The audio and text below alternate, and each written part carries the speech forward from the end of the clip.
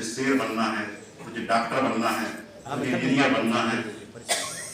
माता ही पहली शिक्षा होती है प्रत्येक बच्चे की, लेकिन इस देश की उस व्यवस्था ने बच्चियों को, पुरुष प्रधान देश हमारा रहा और बच्चियों को किसी प्रकार की सहूलियत ना मिल पाए, इसलिए इस देश में उन्हें पढ़ने का क्या बराबरी का अधिकार भी नहीं था। माता सावित्रीबाई फुले ने इस देश में शिक्षा की मिसाल जगाई और क्रांतिकारी योगदान दिया। उन्होंने 1848 में उन्होंने भिलेबाड़ा में लड़कियों के लिए पहला स्कूल खोला और शिक्षा का प्रसार किया और कुल मिलाकर 18 स्कूल उन्होंने खोले ताकि लड़कियां शिक्षा प्राप्त कर सके।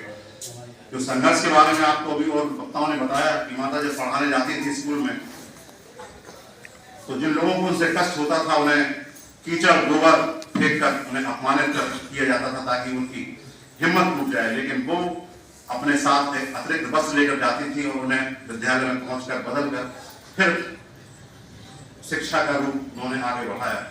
अकेले शिक्षा का अभियान नहीं चलाया माता सावित्रीबाई ने, उन्होंने छूत के विरुद्ध और भेदभाव के प्रति भी आवाज उठाई, अवस्था का अंत किया उन्होंने।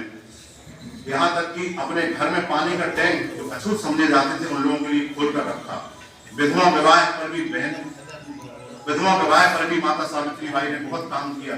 आपको पता है सीरियल में दिखाया जाता होगा कि विधवा जब हो जाती है कोई महिला तो यहाँ उसके मुंडन की प्रथा, एक कुप्रथा थी, माता ने उसका भी विरोध किया। बाल विवाह का विरोध किया माता ने कि जो कम उम्र में बच्चों की शादियां करती जाती थी बच्चों की, तो माता सावित्रीबाई ने बाल विवाह का भी विरोध किया। महिला सशक्तिकरण के लिए उन्होंने कई महत्वपूर्ण काम किए।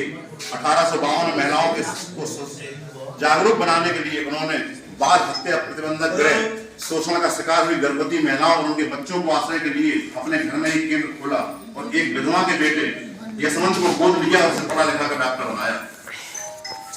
सत्य शोधक समाज में भी उनकी बहुत बड़ी भूमिका रही।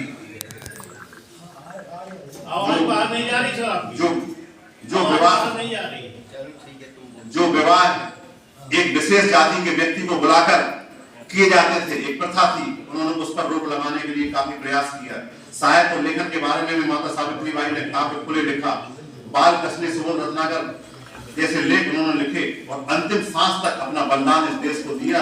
1897 में जब देश में पुणे में खासतौर से प्लेग की बीमारी फैली तो उन्होंने अपनी जान की परवाह न करते हुए रोगियों का इलाज किया, उन्हें अस्पताल तक ले गई और अंततः उसी बीमारी से ग्रस्त होकर 1897 में उनकी मृत्यु हो गई। उनका एक ही नारा था कि उठो जागो शिक्षा प्राप्त करो, पारंपरिक रूढ़ियों को तोड़ो। ऐसी थी माता सावित्री जिसकी प्रेरणा हमारे देश की सभी महिलाओं को, सभी बहनों को लेना चाहिए, क्योंकि शिक्षा, बाबा साहब ने कहा था कि शिक्षा वो सिरनी का दूध है जो पिएगा दहाड़ेगा। अगर माता सावित्रीबाई हमारे देश की बेटियों को पढ़ाने के लिए ये कार्य न करती, अपना संघर्ष न जारी करती, तो आज दुर्भाग्य की बात है कि हमारे देश की बहनें आज भी बचपन में अपने पिता, जवानी में अपने पति और वृद्धावस्था में अपने बच्चों के आश्रित होती। आज वो डॉक्टर, इंजीनियर, चीफ जस्टिस, प्रधानमंत्री, राष्ट्रपति जैसे पदों तक ना पहुंच पाती। तो हमें आज भी हमारी माताओं बहनों को यही है कि अपने बच्चों को अच्छी से अच्छी शिक्षा दें, पाखंड से दूर हो, ताकि उनके बच्चे एक अच्छी शिक्षा प्राप्त करें और देश का नाम रोशन करें।